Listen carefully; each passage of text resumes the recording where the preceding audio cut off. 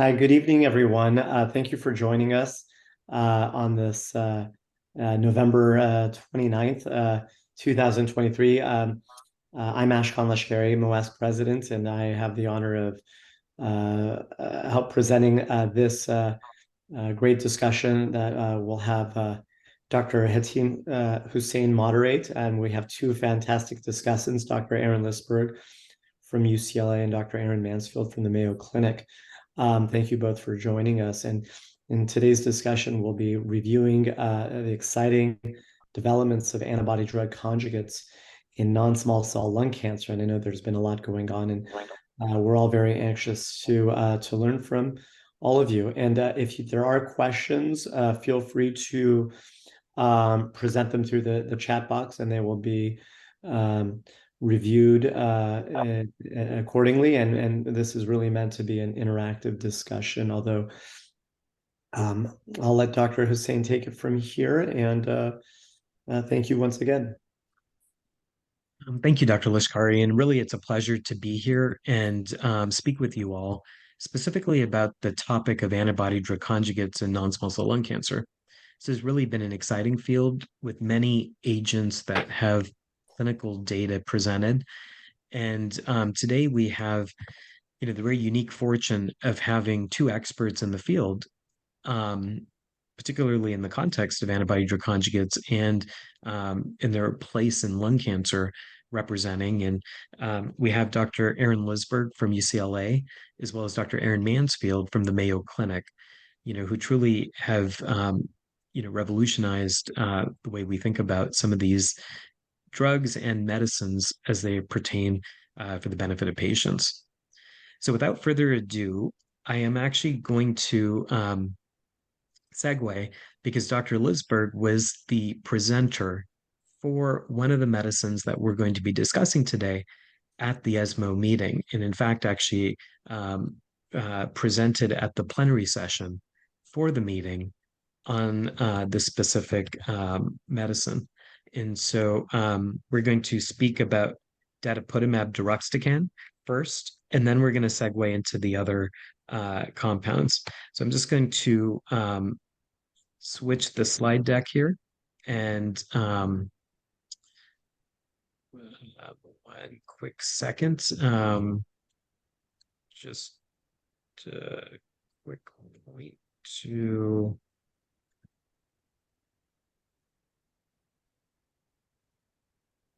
perfect. And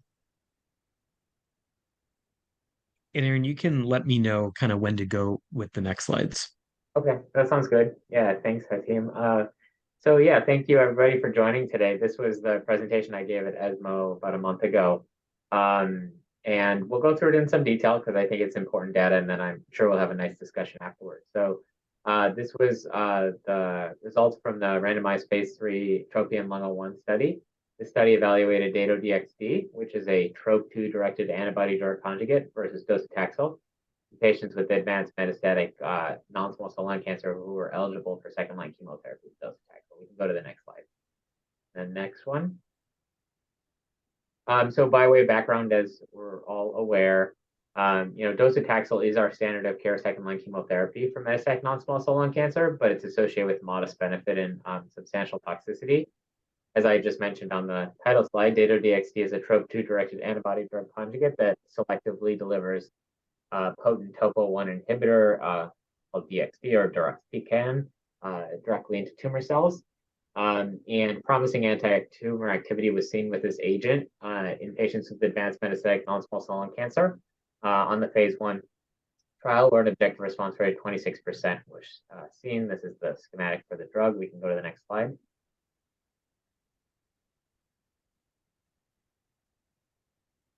So this is the study design. So again, this was the TROPION-Lung01 study. It was a randomized phase 3 open label study.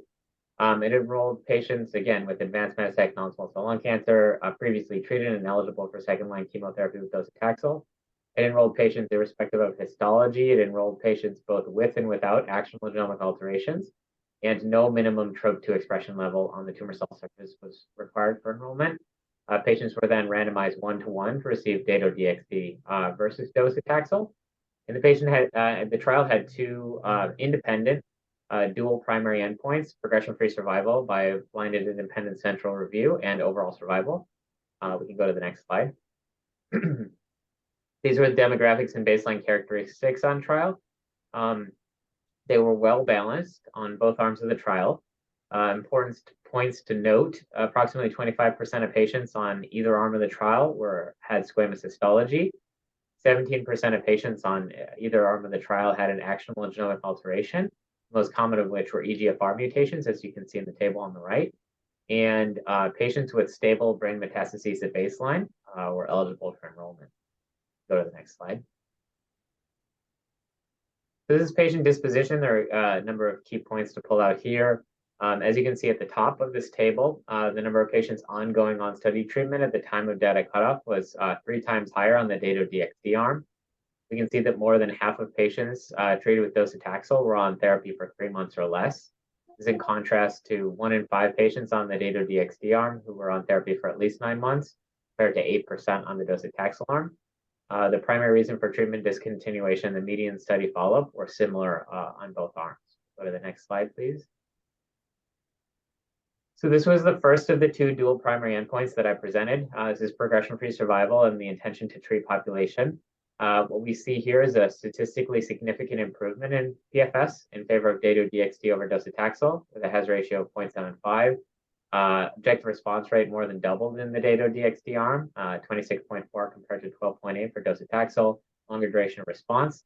You can see the median PFS. You can see landmark PFS is better for Dato-DXd, but the median PFS improvement is less than 1 month. And if we go to the next slide,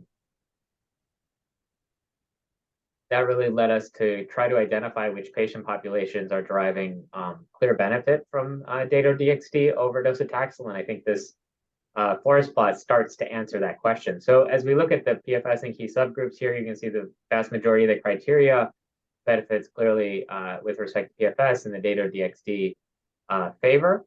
However, when we get to histology, there's a clear divergence with respect to this. Those non-squamous patients are clearly deriving a PFS benefit from Dato-DXd.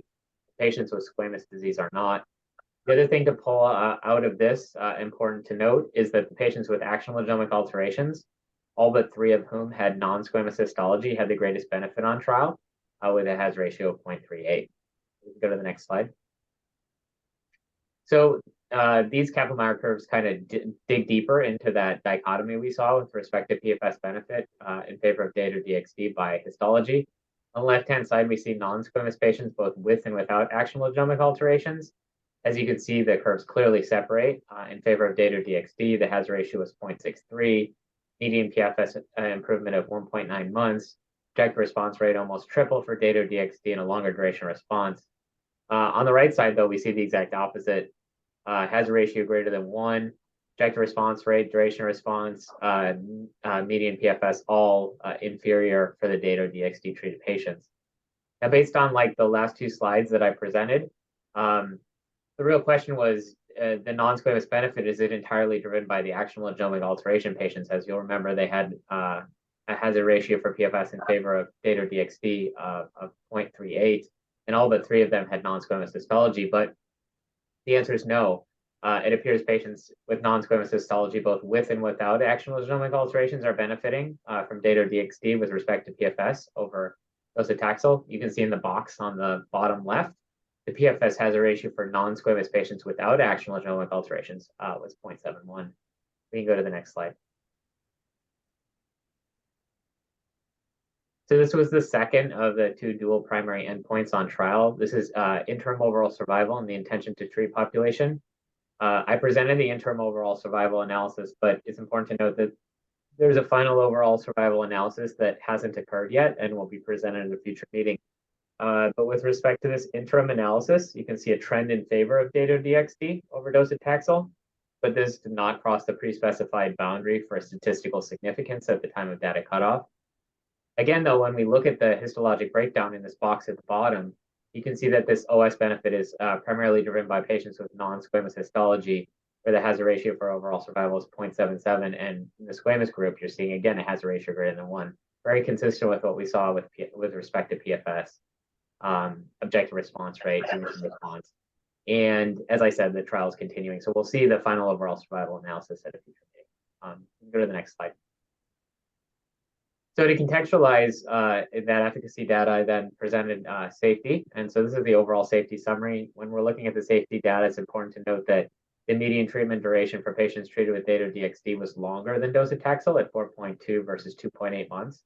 But despite this longer treatment duration and patients receiving Dato-DXd for a longer duration of time, number of patients experiencing a treatment-related adverse event that was grade 3 or higher was lower in the Dato-DXd patient arm at 25% compared to 41% in docetaxel treated patients. And this led to a lower number of patients with that experienced a dose reduction or dose discontinuation as a result of treatment-related AE. 1% of patients on both arms of the trial had a treatment-related adverse event associated with death, and serious treatment-related adverse events were similar on both arms. We can go to the next slide. So this is a little more granular in terms of what were the toxicities experienced on trial with respect to patients that were treated with Dato-DXd as well as those with docetaxel. We can see the most common toxicities experienced by patients that received Dato-DXd were stomatitis and nausea. But again, the majority of these were primarily low grade at grades 1 or 2. We do know that hematologic toxicities are problematic with docetaxel, including both neutropenia and febrile neutropenia, and those were much more common with docetaxel. And importantly, no new safety signals were observed with Dato-DXd on this trial compared to prior presentations and publications. We can go to the next slide. So, the overall safety profile appears to favor Dato-DXd compared with docetaxel in our patients with advanced metastatic non-small cell lung cancer. But there are a number of unique toxicities that we should be aware of with Dato-DXd, and they were pre-specified adverse events of special interest, or AESIs, in the protocol. There are 4 categories. And so I went over that in this table. The first and most common was stomatitis oral mucositis. This is an umbrella term, which is why the numbers are slightly higher here than what we saw in the previous slide. An event associated with those terms occurred in 54% of patients treated with Dato-DXd, but the vast majority of these events were low grade, as only 6% were grade 3 or higher. And they didn't interfere with the investigator's ability to administer the drug, as less than 1% of the events were associated with treatment discontinuation. We do know that ocular events are associated with Dato-DXd, and they occurred in approximately 1 in 5 patients treated with Dato-DXd. But again, primarily low grade, grades 1 or 2, increased tearing or dry eyes. We probably all are aware at this time that ADCs with the DXd payload are associated with interstitial lung disease, which is a particularly problematic toxicity in our patients with lung cancer who have disease in their lungs and also smoking damage. And so it's important to look at the drug-related ILD data here that was independently adjudicated by a committee while on trial. 8% of patients treated with Dato-DXd had an any grade event that was adjudicated independently as related with as drug-related ILD associated with Dato-DXd. 3% of these events were grade 3 or higher, and 7 of these events were grade 5. In those 7 grade 5 events, it's important to note that 4 of those 7 patients, the investigator on site identified the patient's death was associated with disease progression as a primary cause. And we do know infusion-related reactions are observed with Dato-DXd. They were seen at 8% on the Dato-DXd arm and 8% on the docetaxel arm. All of those events were grade 2 or less, with the exception of 1 grade 3 event occurring with Dato-DXd. We can go to the last slide now. So this was the conclusion slide from ESMO. Essentially, this was a positive trial. Dato-DXd was the first ADC to demonstrate statistically significant improvement in PFS over docetaxel in these patients was previously treated locally advanced metastatic non-small cell lung cancer who are eligible for second-line chemotherapy with docetaxel. That said, as was shown clearly in this presentation, the PFS benefit was clearly primarily driven by patients with non-squamous histology, both with and without actionable genomic alterations, and the patients with squamous histology did not appear to derive benefit. The global safety profile does appear to favor Dato-DXd with fewer grade 3 or higher treatment-related AEs in the Dato-DXd arm, and no new safety signals were observed with Dato-DXd on this trial. That said, grade 3 or higher ILD was seen, similar to what we've seen with trastuzumab deruxtecan as well as HER3-DXd, which highlights the need for careful monitoring and adherence to the ILD management guidelines. And finally, I did present the interim OS findings, which favored Dato-DXd, especially in those patients with non-squamous histology. And as I mentioned earlier, the trial is continuing to final analysis. So, the bottom line is that it appears that Dato-DXd is a superior therapy to docetaxel, specifically in those patients with non-squamous non-small cell lung cancer who have been previously treated and eligible for docetaxel. And we're certainly going to see more data on this molecule moving forward. But I think that this was a good first start in terms of randomized data for our TROP2 ADCs in non-small cell lung cancer, and look forward to the discussion. Thank you so much, Aaron. And firstly, congratulations. Actually, truly, it's amazing to to see the results of this and you kind of playing a leadership role in this trial. I'm going to kind of open it up and actually say, if anyone has questions for Aaron about the data presented, experience with the medicine, these are great opportunities to kind of hear a little bit more about that. I have a question, and that is any reason for why there may be greater responses in the non-squamous histology? Yeah, that's the $1,000,000 question. The answer is no. We don't know now at this time point. The pretest, the a priori hypothesis with this ADC and many of our ADCs would be that the expression of the ADC target, in this case TROP2, on the tumor cell surface would be correlated with response. So you could say maybe there's lower expression in squamous, but based on the data we have at this time, it doesn't appear to be the case. I didn't talk about it during this presentation, but I did mention that patients were enrolled irrespective of TROP2 expression levels, and that's because there's some data to support the idea that 100% of adenos or non-squams express TROP2 and 92% of squams. So we don't know. Is it target expression? Is it where the target's expressed? We don't know. But looking back at the data from the phase 1, the squam patients also have seemed to underperform. So it's obviously an area for additional analysis, but at this point, we don't have a clear hypothesis.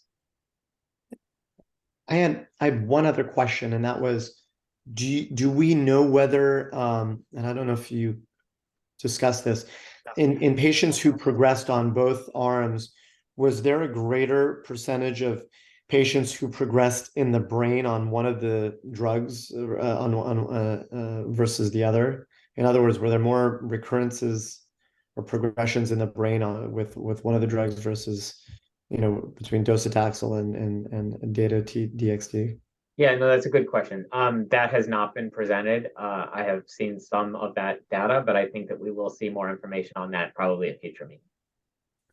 Does this drug penetrate the blood-brain barrier, or we don't know? Yes, we've seen data on previous presentations to support that. To what degree, I don't know that that's clear at this point. And like I said, I think that some of that data will be presented at future meetings. But yes. Thank you. Yeah. I think that's a great question. And actually, to be honest, I think even a vetting ground and how certain medicines are, assessed in this space. At the ESMO meeting, there was data on intracranial response with patritumumab deruxtecan in the EGFR mutant patient population.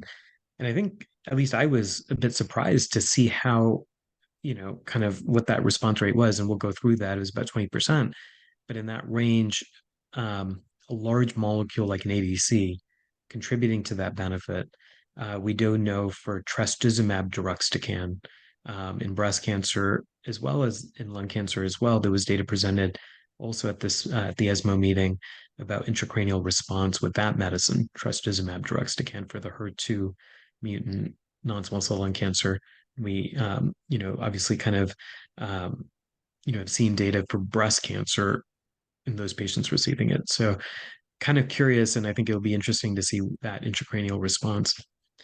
Aaron, another question just about, some practical management tips for patients and for physicians about some of these AEs of special interest. In your experience, can you describe any experiences you've had with the eye findings? Just the dry eye or lacrimation, is that what's seen? Is there any visual kind of blurry vision? Kind of, can you describe that a little bit more, the ocular effect? Yeah, no, it's a great question. it's an evolving subject. So we've created pretty strong collaboration with our colleagues at the Jules Stein based on our involvement since the phase 1. And as this slide suggests, the majority are exactly as is presented here: dry eye, nagging dry eyes, increased hearing. Really not hugely consequential in terms of quality of life, from what I can tell. Not a lot of vision change, but you can see, 2% of patients with grade 3 or higher events. And if you look at the footnote, you'll see what they are. 4 cases of keratitis, ulcerative keratitis. We've had that. And so it is a corneal toxicity ultimately, and it has led to corneal ulcers in some patients. I would say with increased monitoring and management, those cases have become much more rare. But we've been approaching this in different ways. So steroid eye drops from our ophthalmology colleagues have been prescribed in many cases, and we've actually begun to use them prophylactically. Has that decreased the incidence of these toxicities? It's really hard to say in a limited patient number. But I think overall, we haven't seen a lot of changes in vision that are really detrimental to patients' quality of life. It's been, I would say, more of a nagging toxicity is the way I would characterize it, at least. Okay, super helpful. Regarding the stomatitis, sometimes that's hard to kind of envision or kind of visualize the experience for the patients. Can you kind of describe just any circumstances that you've seen in that regard? Yeah, well, I mean, that's been the toxicity we've been dealing with the most. I mean, again, based on what you see on this slide, 54%, so more than half of our patients. I don't know what our specific numbers are at our center. We've treated more than 60 patients now with this agent. And I would say that's a very appropriate number. I would say a little more than half have probably experienced this. And again, it's a wide range. I've seen everything from a flare of grade 3 stomatitis, which is that's pretty problematic when you get to grade 3, like significant weight loss and all those things within the first week of treatment, to a patient that fortunately was on several years and had no stomatitis mucositis until 18 months in. The thing I will say is that with aggressive management, dose delay, and potential dose reduction, we've been able to keep these patients on. Again, exactly as this data suggests. So for instance, in that patient that had that grade 3 event early on, we delayed the dose about 2 weeks, and then we reduced, and then there was no more mucositis, and the patient did very well. But I think it's just about understanding, what the potential toxicities are and how to manage. The ways we have managed are with steroid mouth rinses or BLM mouthwash. In very severe cases, we've used pulse dose steroids. That's caused other problems. We've had thrush as a result. So it's kind of an ebb and flow situation. I would say those cases I described are probably the extreme case, again, which is what we're seeing here with only 6% grade 3 or higher. The majority of patients that have this toxicity, from my experience, will have 1 or 2 mouth sores that will flare with each therapy. By the time you get to the next 3 weeks, by the time you're ready to give them another dose, they're getting close to resolve. They flare again. They're nagging, but manageable. But it is something, again, that again, as the data here suggests, more than half of patients are having, so we have to be conscious of and aggressively manage. But I think that getting the word out, especially as this therapy potentially enters the clinic, about dose hold and dose reduction being very effective ways to manage this. I mean, I would say when I've done that, it's been very effective. And also the data isn't published and I don't know it, but anecdotally, when we've done that, we haven't lost tumor control. I haven't seen a temporal relationship between dose reduction and, oh my gosh, now we just lost control of the tumor. These are oftentimes patients who've done well.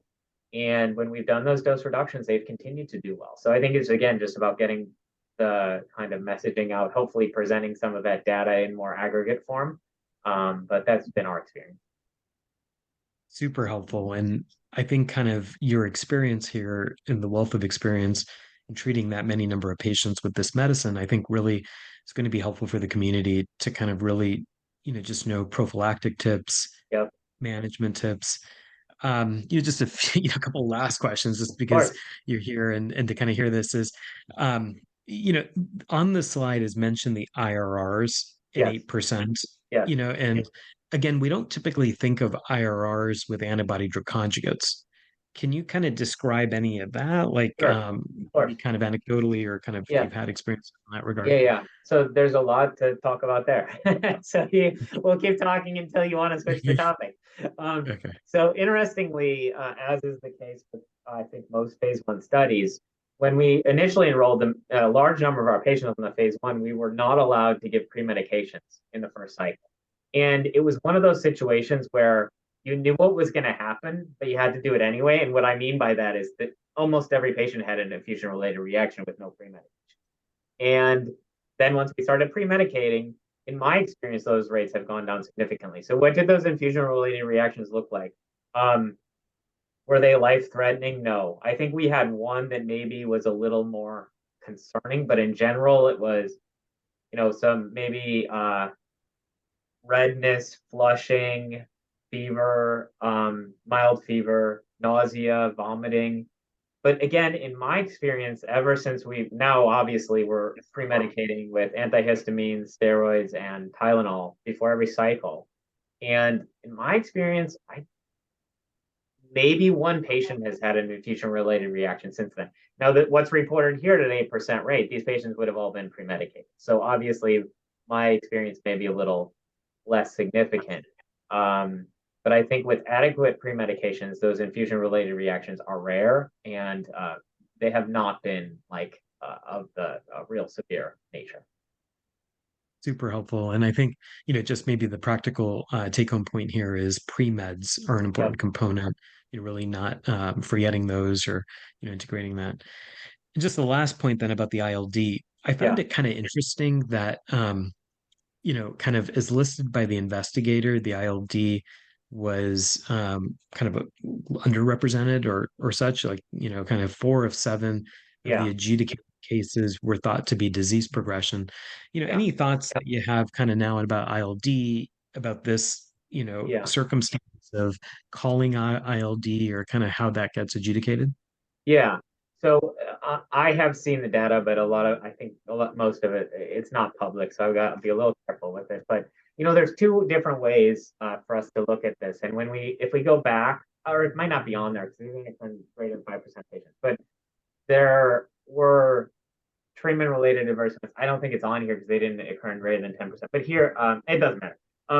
So, from CTCAE assessing an ILD grade, that was a different mechanism than this adjudicated committee.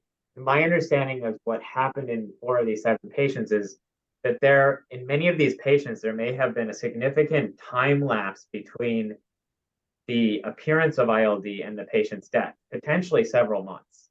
And the adjudication committee at the time of the patient's death these cases were still under review, which is very appropriate. And my general understanding, and again, we should have more information at some point, in the public domain, was that the patients potentially still had findings on their imaging studies that could be consistent with ILD at the time of death. So from an independent perspective, there was no way to discern whether those findings were associated with the death or the cause of death or essentially a bystander, right? And so that's, I think, the distinction that in, 4 out of these 7 cases that were ultimately patients who died who had ILD to some degree on their scan and had ILD, identified earlier, the investigator themselves did not believe that this was a grade 5 ILD event. And again, I've seen some of the data. I don't want to speak too much to it, but I had the same questions when I saw the data, and that's a general kind of understanding for what's going on in my. I think that's actually really interesting, and thank you for just providing like a context, because I think this is a very practical thing in the community as well. Is that patients may have some ILD, but whether or not that's actually the cause of the death, I think that's a very important point that actually kind of can be quite confounded and unclear. So super helpful. Thank you, Aaron, for kind of going through this in this level of detail. We're going to position. before we position just about the Tropion Lung 01, to say that, you know, was there allowed treatment beyond progression? No, And do you see no, any? and that, yeah, go ahead Uh, and ask your other well, I aspect of was the just going to question. say, like, Yeah, kind of sometimes for these medicines in the context of, actionable genes or non-squamous histology, the entity of treating beyond progression has kind of evolved in oncology and in lung yeah. cancer. Do you see these antibody drug conjugates kind of being more like chemo with discrete number of cycles or kind of treatment until progression and then stop?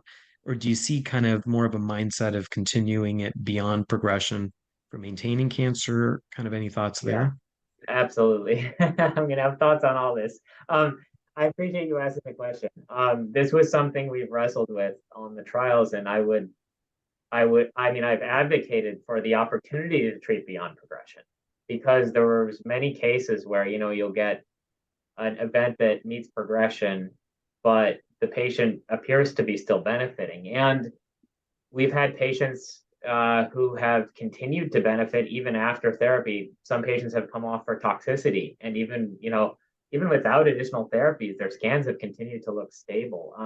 So I think it's a very good question, and based on again my anecdotal experience, I think that that's something we should be exploring on future trials, because just like off the cuff, I would say that there are many instances I can point to where I feel like that could have been a beneficial thing for the patients. Perfect.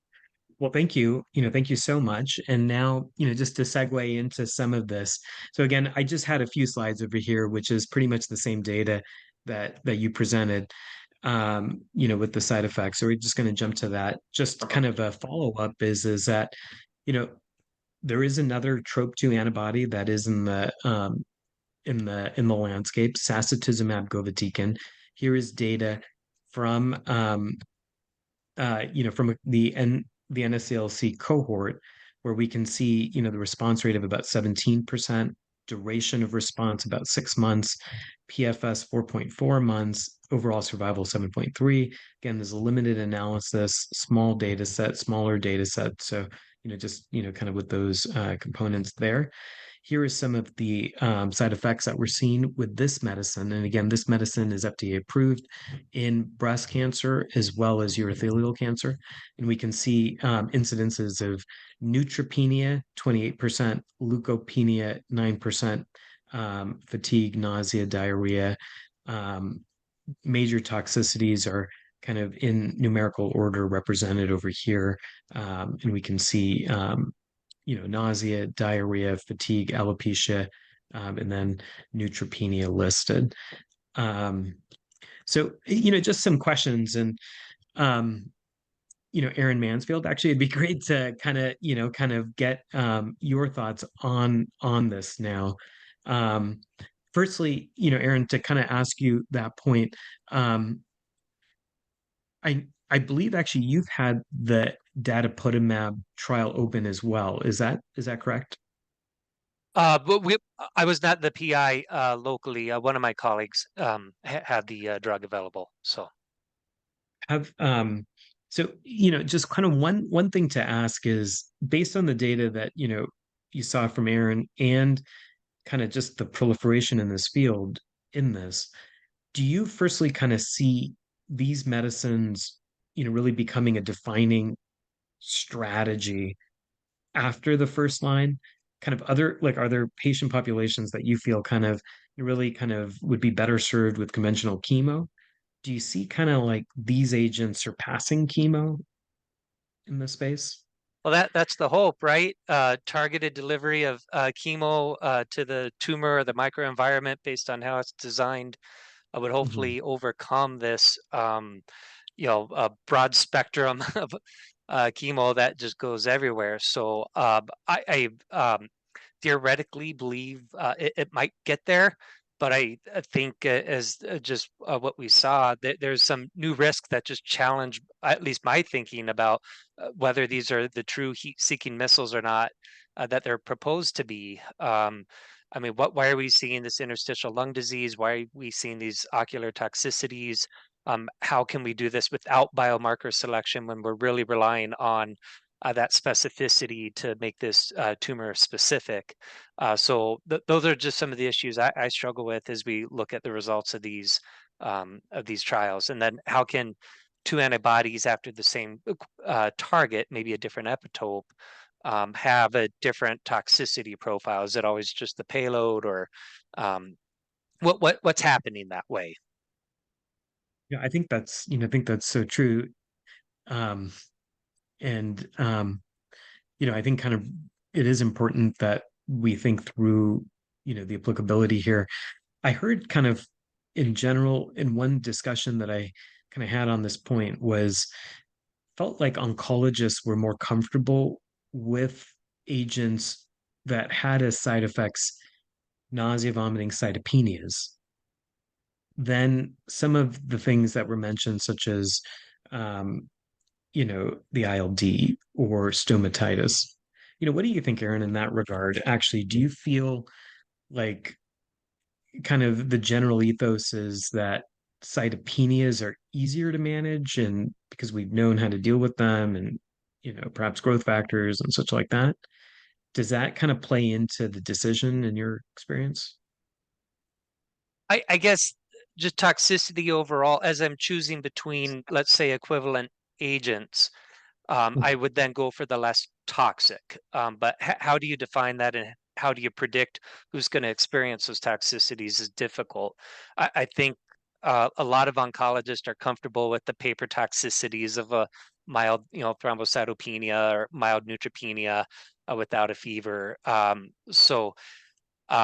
Maybe those are easier to manage in general, like you say, and a lot of them, I mean, we've even coined the term paper toxicity to describe them, given how we often don't even act on them per se. ILD, I think, is difficult, whether you're talking about ADCs or other forms of pneumonitis with immune checkpoint inhibitors. These are the more severe ones are very difficult to overcome and not always reversible in some of my experience. So I guess if I could predict who would get that and not treat them with these drugs would be nice, but I've never figured that out up front. And you bring up such an important point that for some patients who develop ILD, sometimes actually that can actually be a rate limiting step for them in terms of the subsequent therapies that they get. And so, even if it doesn't cause like a fatal event or something, how that influences the next lines of therapy thereafter, is also kind of just something to keep in mind. I mean, Ashkan, I may actually ask you as well, actually, in seeing this and the types of toxicities with datopotamab, even compared to against sacituzumab govitecan, in your practice and kind of in a community practice, like how would you view the ethos and understanding of hearing about some of these toxicities and the likelihood and motivation to try something new in this space? Do you feel like oncologists and kind of as a whole, that there may be some element of fear around the perception of toxicities? I appreciate that. My view is that we're seeing antibody drug conjugates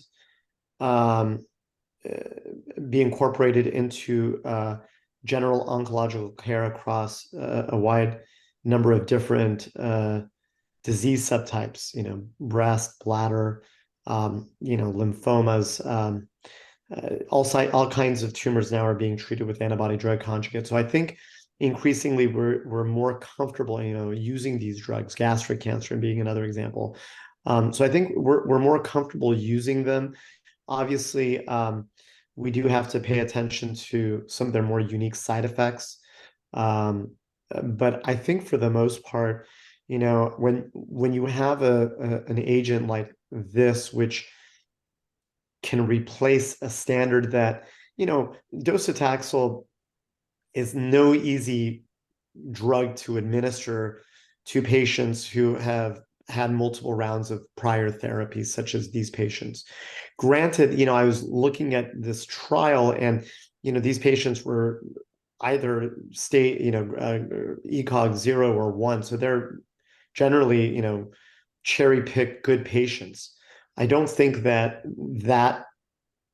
those pool of patients necessarily will reflect the general patients that we might consider for these drugs, right? So that's one thing to consider. But I think for the most part, most oncologists are increasingly more comfortable using this type of drug. I think certainly you have to be, you got to get used to some of the unique side effects, whether it's, stomatitis,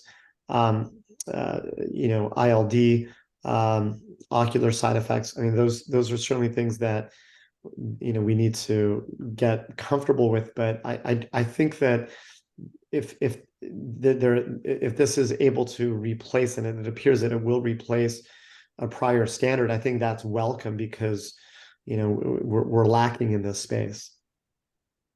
What do you all think about this question over here, the third question that's represented, which is, firstly, like, let's just say the Tropion-Lung01 does not show an overall survival benefit, but it does have very, kind of a PFS and a response rate.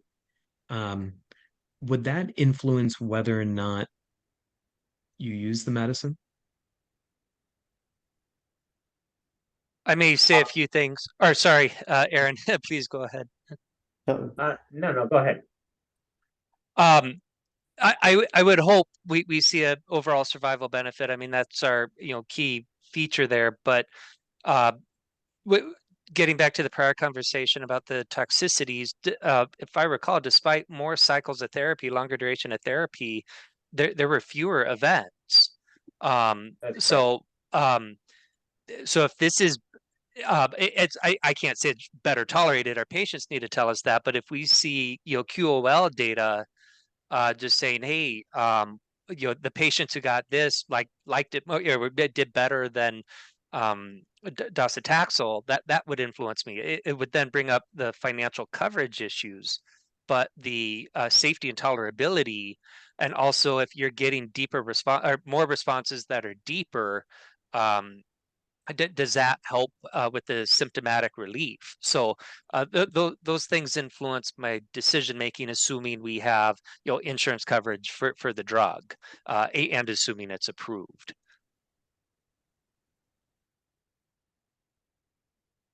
So I think that that's very helpful. So Aaron, Lisberg, you were going to comment then also about the overall survival. Yeah, no, I agree with everything that Aaron just said. Yeah, I think that certainly, we didn't talk about it, or I don't know if we're going to talk about it during this presentation, but moving some of these TROP2 ADCs in the frontline setting, which is being explored with both Dato and with sacituzumab govitecan. I think in that setting, we really have to be holding strong to the overall survival efficacy endpoint as the one that's important. In the second, third line setting, which is what we're talking about here, depending on if the patients have actionable genomic alterations or not, or depending on their PD-L1 status, I think PFS is a meaningful endpoint. As Aaron was saying, deeper responses, potentially less symptomatic during that time. So I don't think that it's going to be absolutely required to be shown, especially when we're looking at the endpoint as designed in the trial, which is in the overall study population, where we've already seen a lot of data support the idea that the squamous population is not benefiting. But it will be interesting to see how things play out. All right. Well, just to kind of, finish the last portion of this discussion, wanted to kind of discuss, kind of now other ADCs. We're going to have, additional clinical data, in the space, and other agents that are being explored are CEACAM5, and there is, clinical data, representing a biomarker positive patient population. So how a biomarker gets established in this space, whether it's TROP2 or other biomarkers in the space, kind of maybe another area where ADCs can be differentiated. The payloads, that are used may be important. when we think about even, and I think Aaron Mansfield, you had mentioned this about sequential, ADCs, or kind of how we think about sequence, the type of the payload, the type of the target, all of those may be important. So just some more complexity, but I think what's nice is we have an armamentarium that's new to perhaps deploy either as later line approaches, or we'll see how the data looks in the early, in the first line, and how that gets represented. I agree with you, Aaron Lisberg, in the sense, and sorry for kind of, mentioning your last names. Just want to make sure that I'm referencing, Yeah, it's but I helpful agree. for us too. Don't worry about it. I've been called worse. But I agree actually that overall survival may be hard in the second line to kind of really define the patient population. There's so many variables that affect overall survival here.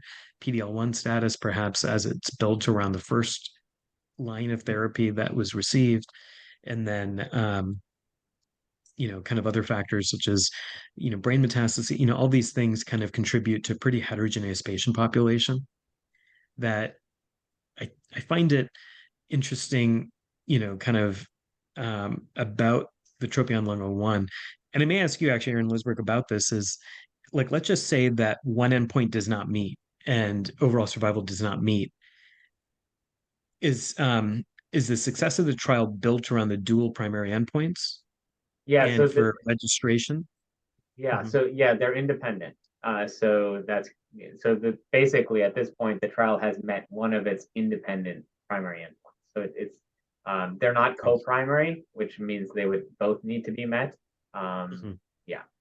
So, Okay, that's actually very important. Thank you for mentioning that. yeah. And then the last thing is that obviously the trial was designed as an all histology, or kind of non-squamous as well as squame. Yeah.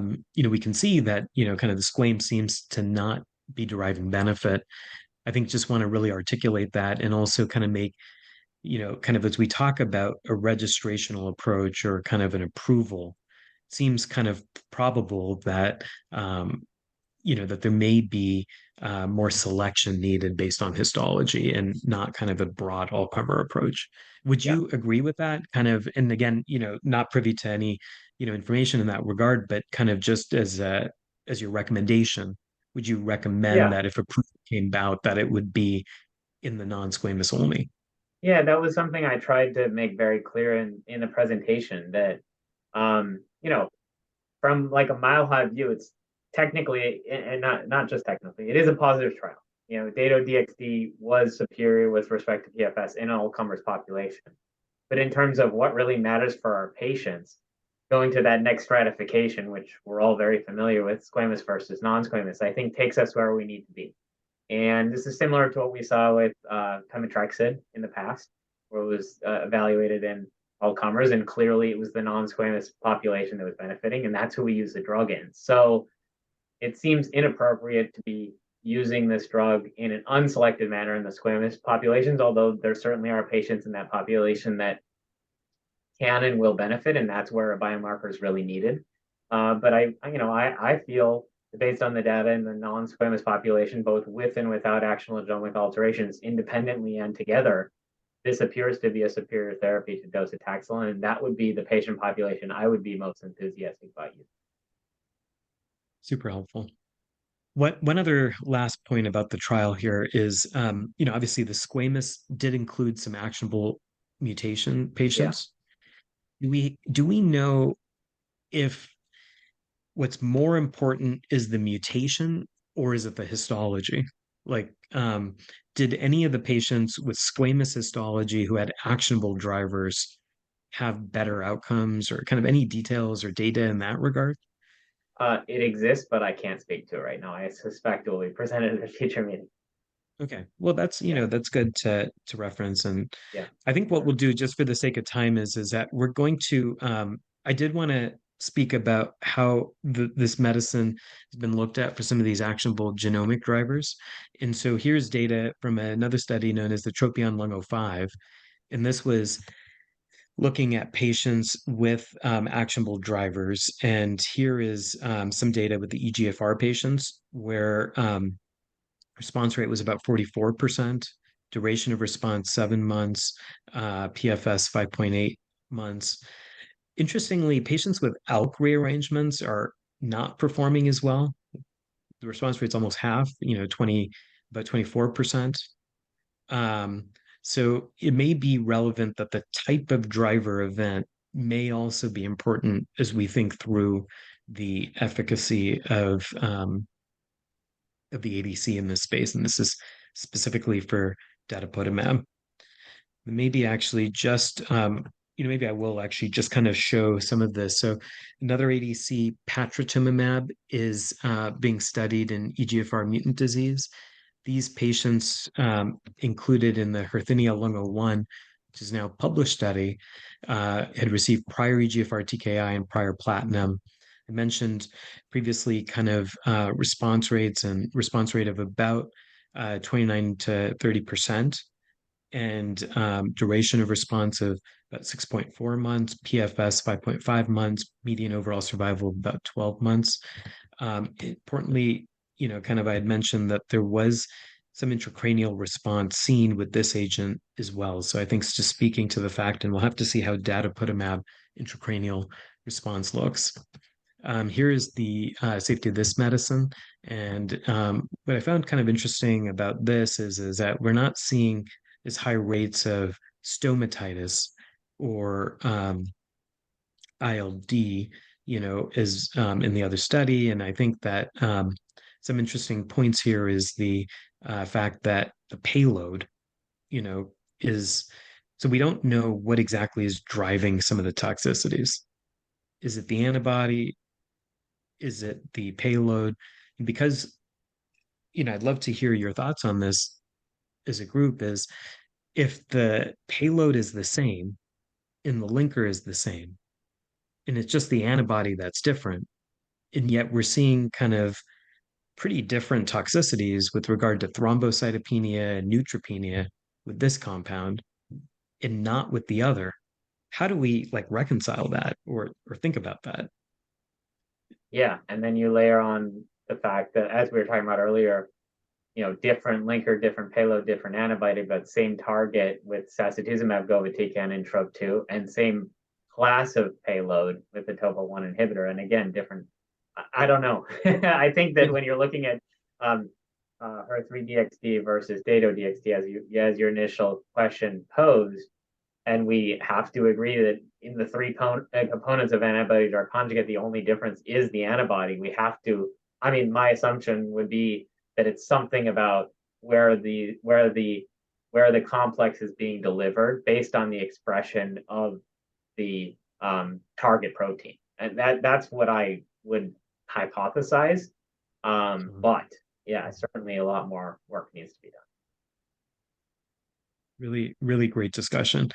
So with that, just for the last couple minutes, I may kind of just ask kind of any parting thoughts, here in Mansfield, actually kind of maybe starting with you, actually kind of now reflecting on all this data, kind of how, any projections forward and thinkings about, just where there are unmet needs that maybe more new information would be helpful, as well as for practicing oncologists, kind of some recommendations there. Yeah, well, first I'll say I'm excited to have these therapies coming in. Just having had some of these different ADCs open at our site, we've seen some remarkable durable responses after failure of other therapies. So I'm thrilled there's something helping patients. Let's assume a handful of these get approved, then we may be in the spot where we're using genomics to sort out who gets a targeted therapy, and then are we going to need to do immunohistochemistry for 5 different cell surface markers to choose between the CEACAM5 ADC, the MET ADC, I'm just trying to fast forward. Do all these cross the finish line or not? And then how do we sort out which one to use for which patient if we get to that point? And how does biomarker selection help or not? And can we get that from the large panels we're using or not? Or probably not as they're currently formatted. But those are some of the things just looking to the future to consider. Again, not knowing how all these studies will roll out and end up, but a few of them may be positive, and then we'll have to sort through it. No, thanks, Aaron. And actually, just following up on that point is at Mayo, have you had more of the biomarker selected ADCs? Some of the earlier, I guess the trials we have had so many cohorts, and they've changed over time. Where it's with these prior therapies, or with an actionable mutation or not, with prior treatment or not, and we have been sending for a number of them, cutting slides and sending them out to stain for some of the different biomarkers that the antibodies are targeted against. So a number of them that we have had open, and a patient yesterday we had to get slides sent out on for another one that's in phase 1 earlier development. We've got no data published on, so some of the newer ones coming up are requiring it. So do you feel like moving forward, some of the trials that you're seeing are kind of such as kind of moving into this direction of biomarker selection?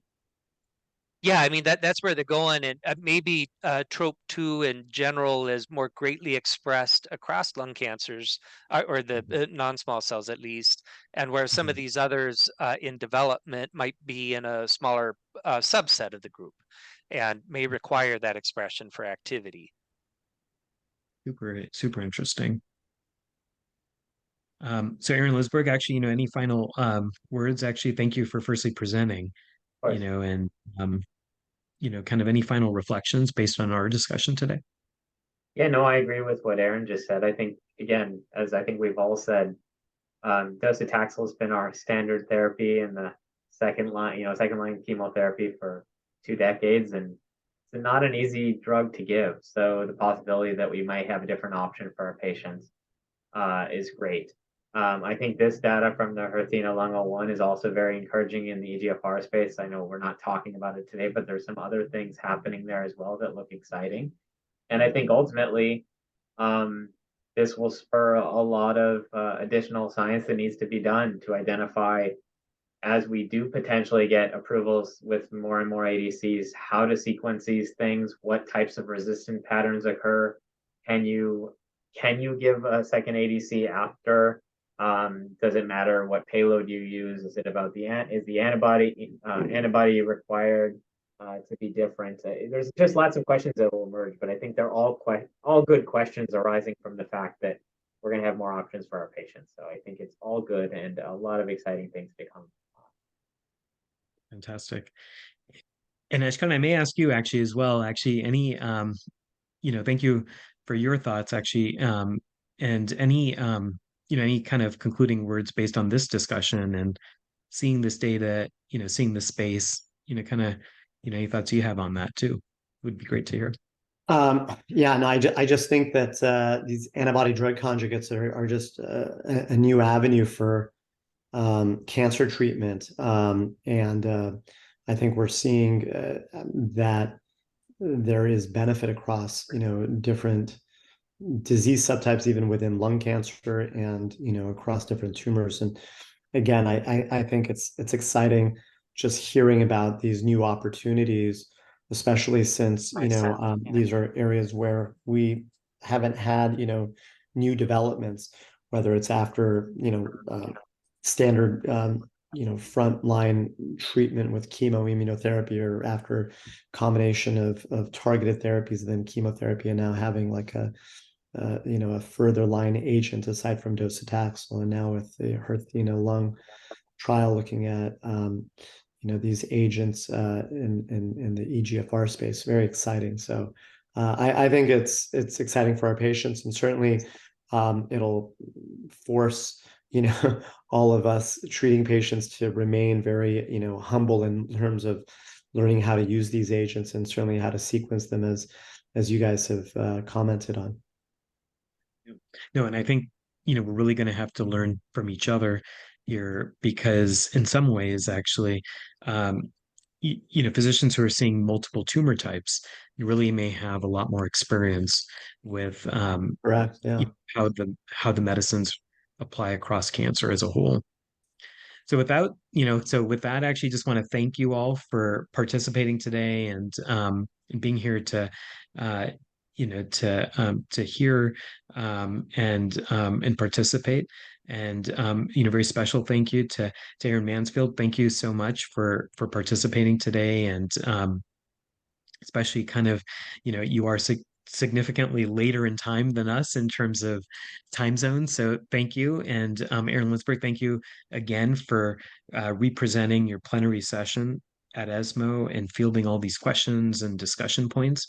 And I'll turn it over to you, Ashkan, for a final. I appreciate it. Well, I just wanted to repeat what Dr. Husain said. I mean, you guys, Dr. Lisberg, Dr. Mansfield, you guys gave a wonderful discussion today. We really appreciate your time spent with us. Lastly, I did want to thank our sponsors for tonight's evening, AstraZeneca and Daiichi Sankyo. So we appreciate them for help supporting tonight's event. Without that, on that note, good night, happy holidays to everyone, and we'll see each other soon. Thank you, guys. Good night. Bye-bye. Good night.